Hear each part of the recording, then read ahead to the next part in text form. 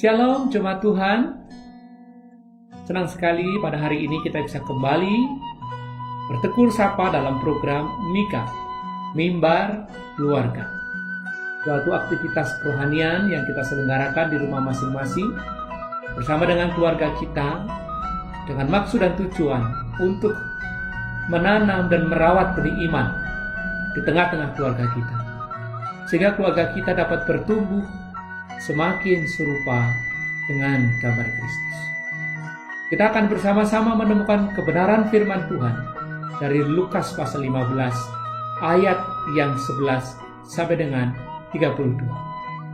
Bersama-sama dengan anggota keluarga kita, mari kita baca bagian firman Tuhan ini bersama-sama.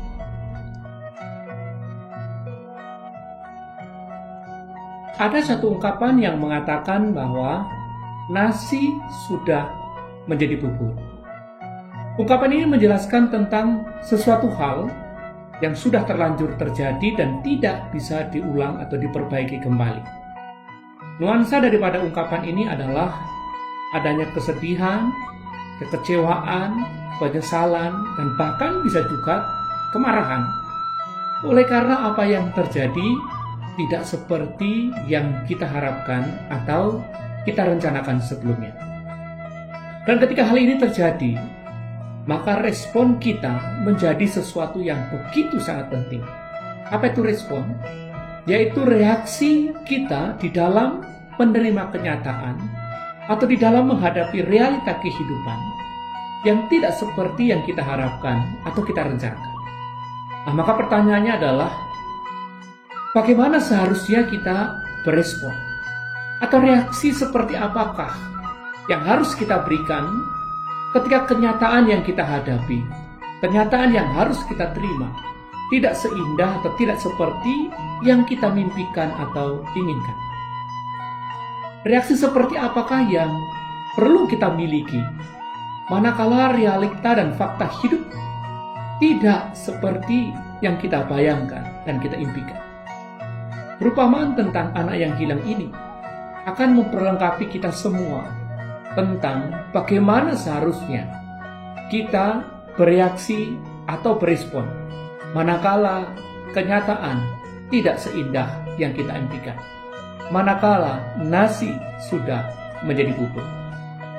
Perumpamaan tentang anak yang hilang dalam Lukas 15 ayat yang ke-11 sampai dengan 32 didahului dengan dua perumpamaan, yaitu perumpamaan tentang domba yang hilang di ayat 1 sampai dengan yang ke-7 dan perumpamaan tentang dirham yang hilang dalam ayat yang ke-8 sampai dengan yang ke-10. Baik perumpamaan tentang domba yang hilang maupun dirham yang hilang memiliki kemiripan pesan, antara lain yang pertama, penekanannya bukan pada dosa melainkan pada keterhilangan apa yang sangat berharga itu. Yang kedua, pemilik yang berinisiatif mencari yang terhilang dengan penuh ketelitian, dengan penuh ketekunan, dan dengan penuh konsistenan. Yang ketiga, pemilik begitu bersukacita, pemilik begitu senang ketika yang terhilang telah ditemukan dan mengajak tetangga kanan kirinya untuk merasakan sukacita yang telah ia alami. Kesamaan yang keempat adalah sukacita menemukan kembali apa yang telah hilang, baik itu domba maupun dirham, menjadi penggambaran tentang sukacita surgawi ketika ada orang berdosa bertobat kembali. Dan yang kelima adalah apa yang dilakukan oleh orang yang kehilangan domba maupun orang yang kehilangan dirham bukan hanya menjadi gambaran tentang Tuhan yang terus-menerus mencari orang-orang yang terhilang, namun juga sebagai gambaran dari setiap manusia yang kehilangan sesuatu. Perumpamaan tentang domba dan dirham yang hilang menggambarkan tentang hati Tuhan bagi jiwa-jiwa yang terhilang. Dan di dalam dua perumpamaan tersebut, Tuhan menggambarkan dirinya sebagai pemilik. Dikatakan di dalam ayat yang kelima, siapakah di antara kamu yang mempunyai 100 ekor domba, dan jikalau ia kehilangan seekor di antaranya, tidak meninggalkan yang 99 ekor di padang gurun dan pergi mencari yang sesat itu sampai ia menemukannya. Atau di ayat yang ke-8, atau perempuan manakah yang mempunyai 10 dirham, dan jika ia kehilangan satu di antaranya, tidak menyalakan pelita dan menyapu rumahnya serta mencarinya dengan cermat sampai ia menemukannya. Tuhan sebagai pemilik atas jiwa-jiwa yang terhilang oleh karena dosa, memiliki hati yang begitu panjang sabar, hati yang penuh dengan kasih, hati yang penuh dengan pengampunan. Dan hati Tuhan ini, hati Tuhan yang panjang sabar, penuh kasih dan penuh pengampunan itu, digambarkan secara jelas dalam perumpamaan tentang anak yang hilang. Dalam Lukas 15 ayat 11 sampai dengan 32. Pada perumpamaan anak yang hilang, kita bertemu dengan 3 tokoh, yakni sang bapak, si sulung, dan si bungsu. Jika dibandingkan dengan kakaknya, si bungsu ini sepertinya memiliki sifat yang sangat berbeda. Dalam Lukas 15 ayat 11 sampai dengan 32, kita tidak memperoleh informasi berapa umur si bungsu. Namun kita tahu bahwa si bungsu ini memiliki kehidupan yang ingin memiliki kehidupan yang mandiri, yaitu suatu kehidupan yang tidak lagi bergantung pada orang tuanya. Oleh sebab itu, si bungsu ini berusaha memperoleh warisan sebelum waktunya. Dalam pembagian warisan menurut Ulangan 21 ayat 17, si sulung akan mendapatkan warisan sebanyak 2/3% dan si bungsu memperoleh 1/3. Akan tetapi, ini masalahnya. Setelah si bungsu memperoleh apa yang diinginkan, setelah si bungsu memperoleh warisan seperti yang dikehendakinya, ia melakukan kesalahan di dalam mengelola kekayaannya. Apa saja kesalahan yang telah dilakukan oleh si bungsu setelah ia memperoleh kekayaan? Yang pertama, di ayat yang ke-13, ia menjual semua aset yang ia miliki. Lalu dilanjutkan dengan ia pergi merantau ke tempat yang jauh atau tempat yang asing, baik itu secara lingkungan, budaya, masyarakat yang sama sekali asing dan baru baginya. Lalu setelah itu, di tempat yang baru tersebut, di tempat yang asing tersebut, si bungsu ini memiliki gaya hidup yang berfoya-foya di ayat 13. Dan di ayat 30 kita membaca, dan memboroskan kekayaan dengan pelacur. Ayat 14. Apa yang terjadi? Karena dia hidup berfoya-foya dan boros, maka di ayat 14, ketika terjadi bencana kelaparan, si bungsu ini tidak lagi memiliki tabungan atau dana bencana. Akibatnya, dia tidak memiliki persediaan yang cukup ketika bencana kelaparan tersebut melanda. Dampak langsung dari kesalahan dalam mengelola aset adalah dia mengalami kehilangan dan kehancuran secara total. Yang pertama, dia kehilangan semua kekayaan yang diwariskan oleh bapaknya dan menjadi seorang yang melarat, ayat yang ke-14. Semua harta kekayaan yang diwarisinya dari bapaknya tidak tersisa sedikit pun. Si bungsu ini bukan hanya kehilangan kekayaan, namun di ayat 15 sampai dengan 16, si bungsu ini juga kehilangan harga diri dan kehormatannya. Ia harus bekerja pada seorang majikan di negeri asing. Kemudian ia dipekerjakan sebagai penjaga babi. Menurut hukum Musa, babi adalah binatang yang najis bagi bangsa Israel. Imamat 11 ayat yang ke-2 sampai dengan 8, Ulangan 14 ayat yang ke-8. Dan ia kini harus bersentuhan dengan apa yang najis itu setiap hari. Masalahnya bukan hanya sampai di situ. Setelah ia bekerja dan harus bersentuhan dengan binatang yang najis itu, ia harus mengalami yang namanya kelaparan, sampai ia ingin menghilangkan rasa laparnya itu dengan memakan ampas yang menjadi makanan babi, dan itu pun tidak diizinkan. Kondisi memaksanya bukan hanya harus bersentuhan dengan binatang yang najis, namun juga memakan makanan binatang yang najis. Ini menjadi satu gambaran tentang suatu keterpurukan secara total yang dialami oleh si bungsu ketika ia berusaha menjalani hidup mandiri, hidup yang terpisah dari sang bapak. Pertanyaan selanjutnya adalah, apakah yang dilakukan oleh si bungsu ketika kemandirian hidup tidak terjadi seperti yang ia impikan?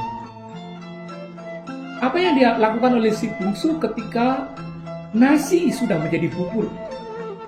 Dari ayat 17 sampai dengan 21, kita dapat belajar tentang bagaimana seharusnya berespon atau bersikap manakala realita dan fakta kehidupan tidak seindah yang kita bayangkan.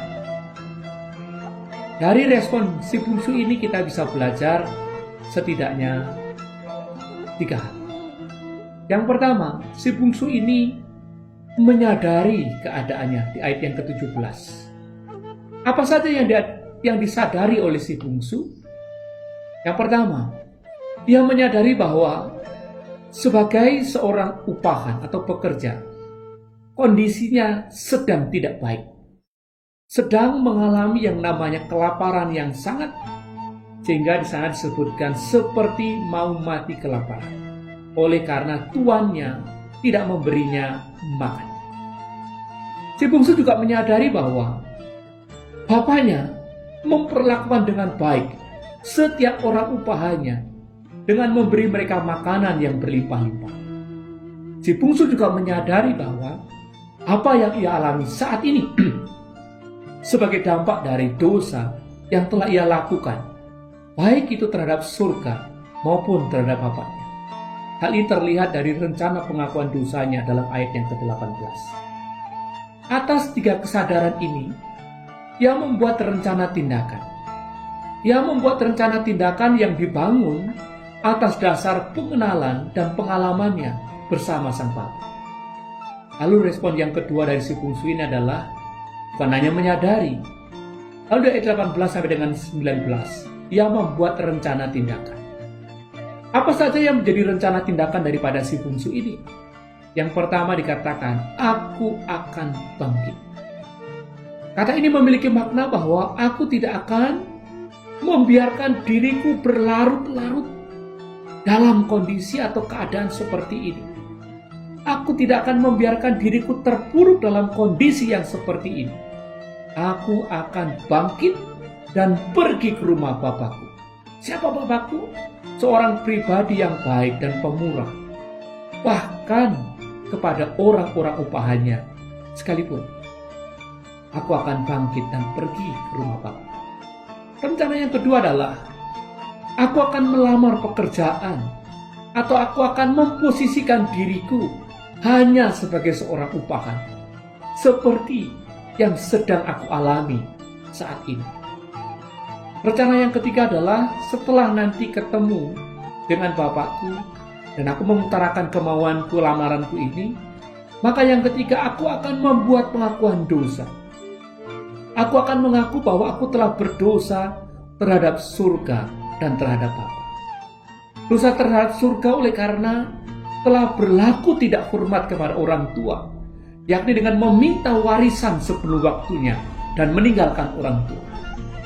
Dosa terhadap orang tua oleh karena ia telah menghabiskan semua warisan yang telah diberikan oleh orang tuanya tanpa sedikit pun tersisa, serta menjalani kehidupan di luar apa yang diajarkan oleh orang tuanya, yaitu berlaku boros dan berfoya-foya dengan pelacur. Setelah menyadari dan membuat rencana tindakan, maka si bungsu ini melakukan respon yang ketiga di ayat 20 sampai dengan 21, yaitu bertindak. Apa tindakannya? Yang pertama, dia bangkit. Dia tidak membiarkan dirinya tetap dalam keadaan atau situasi yang ada, melainkan secara sadar dan aktif bergerak menjauh, bergerak meninggalkan situasi, bergerak meninggalkan kondisinya. Dia tidak lagi membiarkan dirinya dikuasai atau dibelenggu oleh situasi dan keadaan, atau terus-menerus meratap, melainkan segera beranjak untuk mengerjakan apa yang telah ia rencanakan. Ia segera mengeksekusi apa yang telah ia rencanakan tanpa sedikit pun penundaan. Lalu yang kedua, setelah dia bangkit, dia pergi. Artinya apa? Aku sekarang berjalan pulang dan datang kembali kepada Bapakku. Bayangkan kondisinya ketika si bungsu sedang berjalan pulang ke rumah bapaknya. Dia berjalan pulang dengan kondisi yang selusuh, compang-camping, tanpa sepatu dan kelaparan. Sangat berbeda dengan kondisinya ketika ia pergi meninggalkan rumah. Dia pulang sebagai seorang pecundang, tapi dia mau melakukan karena dia tahu di rumah bapaknya dia akan menemukan solusinya. Lalu tindakan yang ketiga adalah si bungsu ini mengakui dosa dan kesalahannya dan mengajukan permohonan seperti yang direncanakan. Ayat yang ke-18 dan 21. Ketika sudah bertemu dengan bapaknya, ia berkata, "Bapa, aku telah berdosa terhadap surga dan terhadap Bapa. Aku tidak layak lagi disebut anak Bapa." Meskipun sang bapak telah dilukai oleh tingkah si bungsu, namun kasihnya yang besar menutupi semua kesalahan si bungsu. Sang bapak senantiasa menanti-nantikan anaknya pulang ke rumahnya. Dan pada ayat 20 sampai dengan 24, kita menyaksikan kebesaran hati sang bapak terhadap anaknya yang berdosa. Yang pertama, sang bapak telah melihat anaknya meskipun masih jauh. Dia mengenal betul siapa anaknya, sehingga meskipun masih jauh, dia dapat mengenali bahwa yang sedang berjalan pulang itu adalah anak bungsunya.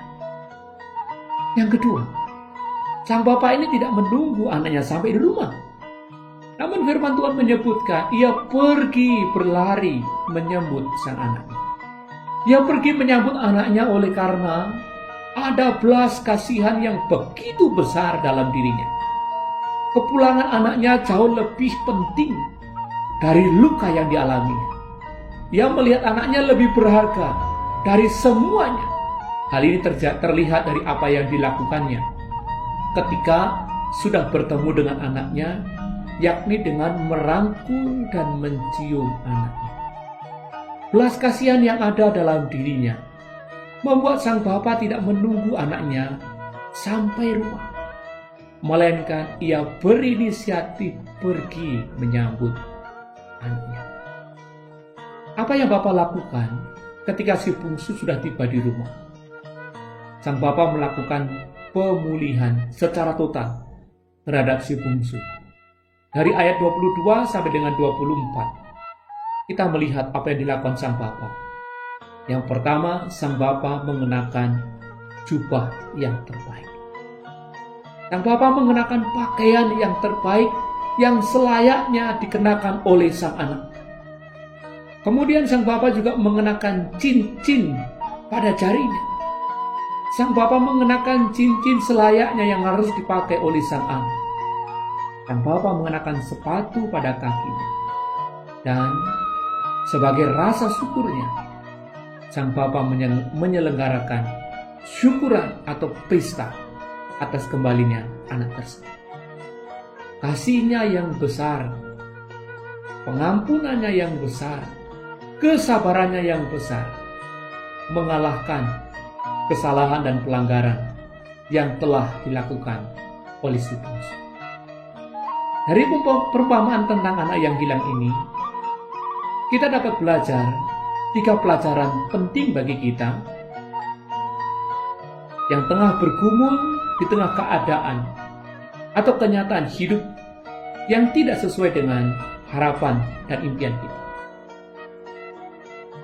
Dari kisah anak yang hilang ini, kita bisa belajar bagaimana seharusnya kita menghadapi situasi yang sulit seperti sekarang ini. Pelajaran yang pertama adalah sukacita dan kebahagiaan sejati hanya dapat kita temukan di dalam kebersamaan dengan Bapa Surgawi. Di luar Tuhan Yesus Kristus, mustahil kita akan menemukan sukacita dan damai yang sejati. Baik si sulung maupun si bungsu sama-sama menginginkan kesenangan atau pesta. Si bungsu berusaha memenuhinya dengan cara berpesta dan hidup berfoya-foya dalam ayat 3 sampai dengan 30. Dan si sulung protes kepada bapaknya oleh karena tidak pernah diberi kesempatan oleh bapaknya untuk berpesta. Ayat 29. Jadi baik si sulung maupun si bungsu sama-sama menginginkan pesta tanpa kehadiran sang bapa. Si bungsu pesta bersama orang asing dan para pelacur, sementara si sulung menginginkan pesta bersama dengan teman-temannya.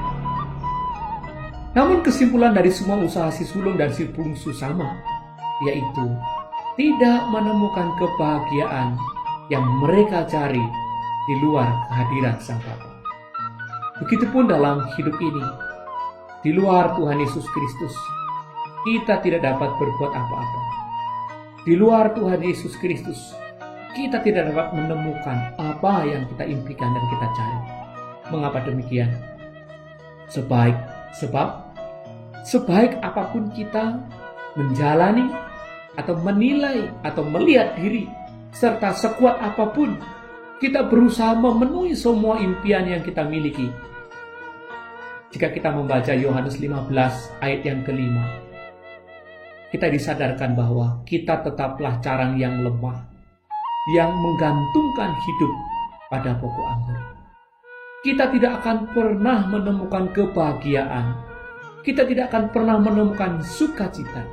Kita tidak akan pernah menemukan keberhasilan di luar kebergantungan kita yang sungguh pada Tuhan Yesus Kristus. Tanpa kebergantungan yang sungguh kepada Tuhan Yesus Kristus, hidup kita akan berakhir seperti si bungsu di negeri asing. Maukah saat ini di hadapan Bapa yang penuh kasih, kita mengakui dosa dan kesalahan oleh karena telah berusaha hidup mandiri dan terlepas dari kebergantungan yang sungguh kepada kasih Kristus? Bisa jadi kita selama ini mengandalkan kemampuan, keahlian, kekayaan, relasi, dan segala sesuatunya. Maukah kita mengakuinya di hadapan Tuhan? Mungkin kita berkata, dosaku terlalu besar, kesalahanku terlalu fatal, seperti yang dilakukan oleh si bungsu. Maka pelajaran keduanya adalah tidak ada dosa dan kesalahan yang terlalu besar yang tidak dapat diampuninya, asalkan kita mau menyadari, bertobat, dan datang kepadanya. Kebenaran yang kedua dapat kita pelajari adalah tidak ada dosa dan kesalahan yang terlalu besar yang tidak dapat diampuni oleh Tuhan Yesus Kristus, asalkan kita mau menyadari, bertobat, dan datang kepadanya. Kesalahan si bungsu sangat besar. Namun ketika ia menyadari kesalahannya, bertobat dan kembali kepada Bapaknya, ia beroleh pengampunan dan pemulihan. Begitu pula halnya dengan hidup kita. Sebesar apapun dosa dan kesalahan yang telah kita lakukan, sehancur apapun resiko hidup kita sebagai akibat dari kesalahan kita dalam bertindak, marilah kita akui dan kita bertobat serta datang kepadanya. Saya sungguh percaya kuasa darah Yesus Kristus yang telah tercurah di atas kayu salib itu sanggup menghapuskan semua dosa dan kesalahan kita. Dengan demikian kita tidak lagi dibelenggu oleh dosa dan kesalahan, melainkan dilingkupi oleh kasih dan sukacitanya yang berlimpah-limpah dan tiada batas itu.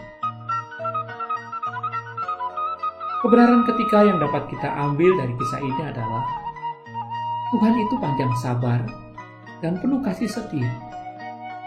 Dia tidak suka memaksa, melainkan selalu memberi kesempatan kepada kita untuk meresponi kasih dan pengorbanan.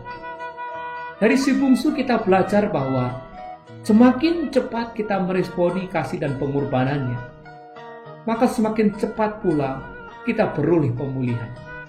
Begitu pula sebaliknya, semakin kita mengeraskan hati, maka semakin lama pula pemulihan yang akan Tuhan kerjakan di dalam kehidupan kita. Dalam situasi hidup yang sedang kita alami saat ini, adakah Tuhan menyadarkan dan mengingatkan kita akan sesuatu? Bagaimanakah respon atau sikap kita terhadap pesan Tuhan tersebut? Ingatlah selalu bahwa ketika kita cepat dan responsif terhadap kasih dan pengorbanan Tuhan Yesus Kristus, semakin cepat pula Tuhan akan memulihkan dan memberkati hidup kita. Bersama-sama dengan keluarga, diskusikan beberapa pertanyaan berikut ini. Belajar dari sikap si bungsu ketika hidup mengalami keterpurukan. Maka bersama-sama dengan keluarga, coba temukan yang pertama, seperti apa keadaan yang sedang Anda hadapi hari ini. Lalu yang kedua, buatlah rencana tindakan. Apa yang harus Anda lakukan untuk memperbaiki keadaan ini. Lalu yang ketiga, buatlah rencana aktivitas. To-do list untuk mengerjakan rencana tindakan tersebut. Usahakan hal itu mudah dicapai, dapat dilakukan, dan dapat diukur bersama-sama. Lalu akhiri dengan berdoa dengan satu keyakinan. Tuhan Yesus mengasihi kita, tidak ada dosa yang tidak dapat diampuninya, dan ketika kita mengaku dosa di hadapan Tuhan, maka Tuhan itu setia dan adil. Tuhan Yesus memberkati kita semua dan tetap semangat.